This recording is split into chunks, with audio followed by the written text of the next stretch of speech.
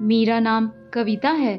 जब मैं शादी के 13 साल बाद भी प्रेग्नेंट नहीं हुई तो मेरे पति ने दूसरी शादी कर ली और शादी के 1 महीने बाद ही पता चला कि मैं प्रेग्नेंट हूँ। उस वक्त मुझे लगा कि काश भगवान ने मुझे 1 महीना और दे दिया होता। मैं दिल से बहुत टूट गई थी। मुझे समझ नहीं आ रहा था कि क्या करूँ। मैंने अपनी माँ से कहा। वह कहती थी कि बेटी, मैं तुम्हारे साथ हूँ, जो तुम्हें अच्छा लगे वो करो। शादी के बाद मेरे पति ने मुझसे कहा कि तुम चाहो तो यहाँ रह सकती हो या तुम अपने पिता के घर पर रह सकती हो। मेरा दरवाज़ा आपके लिए हमेशा खुला है। शादी के बाद मैं अपने पिता के घर चली गई, लेकिन मुझे वहाँ नींद नहीं आती थी और ना ही कुछ भी शांतिपूर्ण लगता था। मौसी, रिश्तेदारों और आसपास के पड़ोसियों की बातें सुनकर बहुत बुरा लगता था। वह मुझे सीधे तौर पर कुछ नहीं कहते थे, लेकिन घुमा फिरा कर बातें करते थे। मेरे पिता के घर के लिए मेरा सम्मान पूरी तरह से कम हो गया था।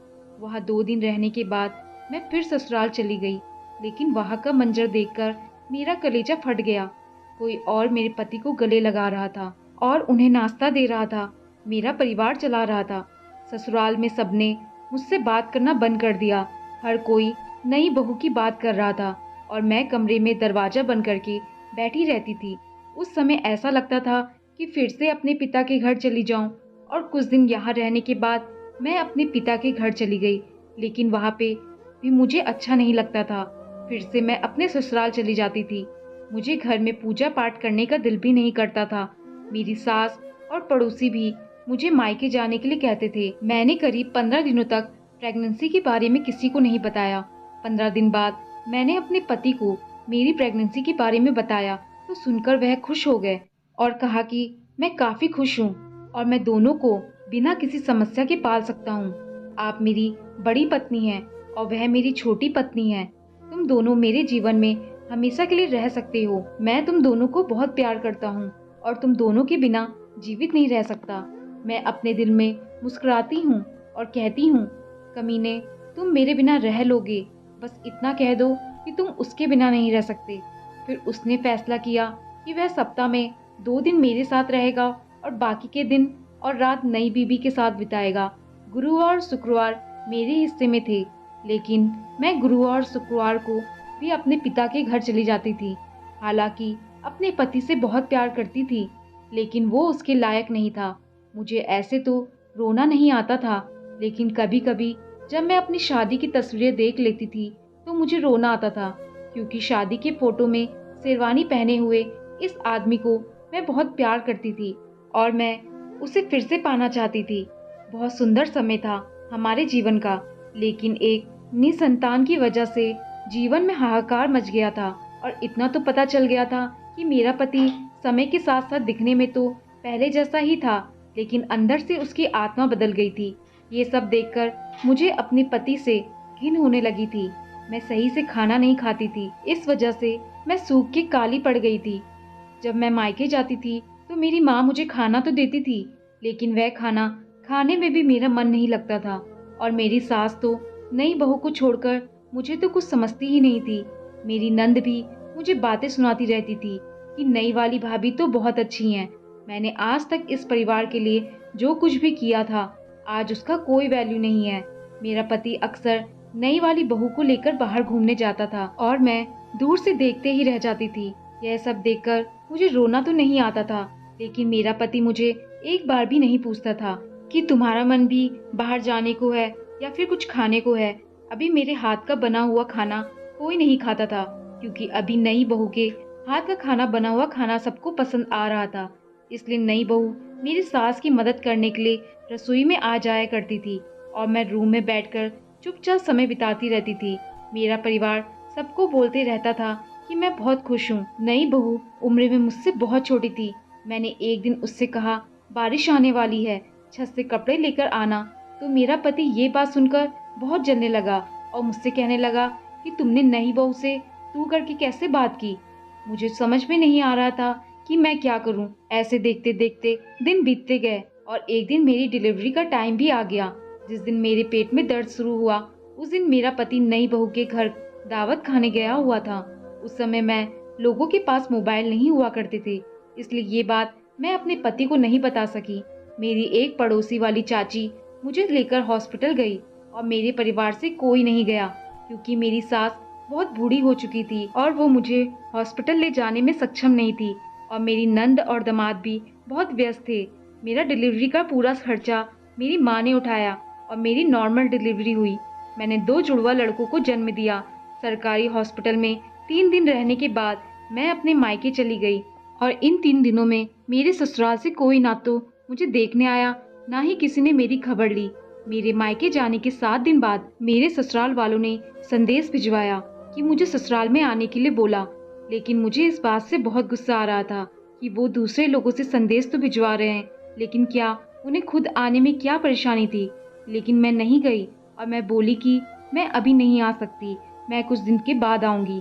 10 दिन बीत जाने के बाद भी मैंने अपने बच्चे का नाम नहीं रखा। मैंने सोचा था कि मेरे ससुराल से कोई आएगा तो ही मैं नाम रखूंगी, लेकिन कोई नहीं आया। मेरे एक चाचा जी थे जिन्होंने बिना किसी नामकरण और पूजा पाठ के मेरे बच्चों का नाम रख दिया। लेकिन मेरे ससुराल वालों को ये बात पता चलते ही वो मेरे ऊपर गुस्सा हो गए और मेरे ऊपर थू-थू करने लगे। मैं सोचने लगी कि इतने सालों बाद बच्चा हुआ और कोई देखने तक नहीं आया और मैं अपने बच्चों की देखभाल अकेले ही करने लगी। मेरे मायके में भी मेरी इज्जत धीरे धीरे कम होने लगी। धीरे धीरे मेरी मम्मी लोगों ने भी मेरा साथ देना बंद कर दिया और मेरी ऐसी हालत हो गई कि मेरे बच्चों के लिए किसी ने एक कपड़ा तक खरीद कर नहीं दिया। मैंने मेरी शादी का गहना बेचकर बच्चों की जरूरत की चीजें खरीदी।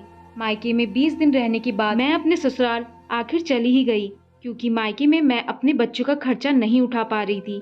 ससुराल जाने के बाद मेरे पति ने पहली बार मेरे बच्चों को अपनी गोद में लिया और अपनी बहन और अपने दामाद को दिखाकर कहता था, देखो मेरे लड़के तो बिल्कुल मुझ पर गए हैं और ये दोनों तो मेरे ही हैं और आज से इन दोनों की देखभाल मैं ही करूँगा। तभी मैं अपने बच्चों को अपने पति से लेने गई और अचानक मेरा छोटा बच्चा मेरे पति के हाथ से छूटकर नीचे गिर गया और बच्चा जोर जोर से रोने लगा। उसी समय मेरा पति मुझ पर जोर से गाली देने लगा और मेरा बाल खींचते हुए मुझे पीटने लगा। मैं रोते हुए बोली, आखिर यह मेरा भी तो बच्चा है। और जब वो मुझे मारते रहा तब कोई मदद करने के लिए भी नहीं आया। एक अच्छा इंसान कैसे एक शैतान का रूप ले लेता है, ये बात मुझे मेरे पति को देखकर पता चला। उसके बाद वो लोग मेरे कमरे से बाहर निकल गए और मैं रोते हुए अपने बच्चे से कहने लगी, तुम्हारी माँ अभी जिंदा है, अभी मरी नहीं, और मैं मरते दम तक तुम दोनों को प्यार करते रहूंगी। कुछ दिन बाद जब मेरा पति मेरे कमरे में घुसा तब मैं बोली कि बच्चों का अन्नप्राशन कब करोगे। तब उसने कहा, मेरे पास पैसे नहीं है। इसके बाद उसने मेरे एक बच्चे को अपने गोद में उठाया और मेरी तरफ देखकर बोला, तुम कितनी बुढ़ी हो गई हो और तुम्हें देखने में भी मुझे घिन आती है।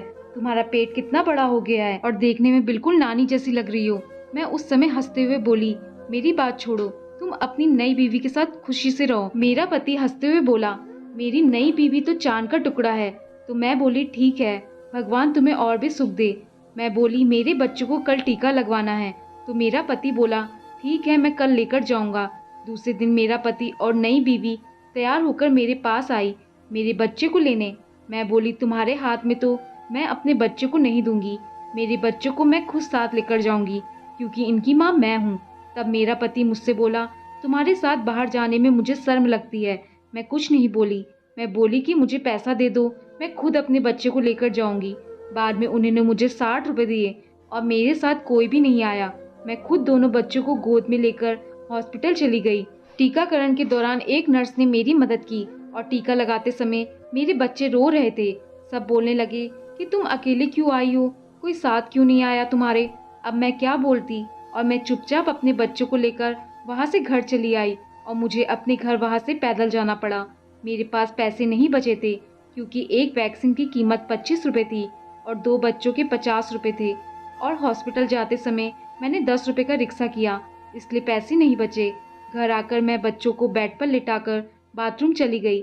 मेरा पति मेरी सास से बोल रहा था कि माँ, मेरी नई पत्नी के लिए दूध लगवा दो, क्योंकि उसकी नई बीवी प्रेग्नेंट थी। टीके के दर्द से मेरे बच्चे रो रहे थे। तभी मेरा पति मुझ पे चिल्लाते हुए बोला कि तुम तो माँ बनने के लायक नहीं थी, भगवान ने तुम्हें गलत माँ बना दिया। अब मैं अपने पति को क्या बोलती कि बच्चे टीका लगाने की वजह से रो रहे हैं। मेरी तो किस्मत ही खराब है और आगे भी खराब रहेगी, जो बिना कुछ किए बगैर भी मुझे हमेशा सुनने को मिल जाता था। दोस्तों, आपको कहानी पसंद आई हो तो लाइक, शेयर और कमेंट जरूर करें और चैनल पर नए आए हैं तो चैनल को सब्सक्राइब करना ना भूलें। धन्यवाद।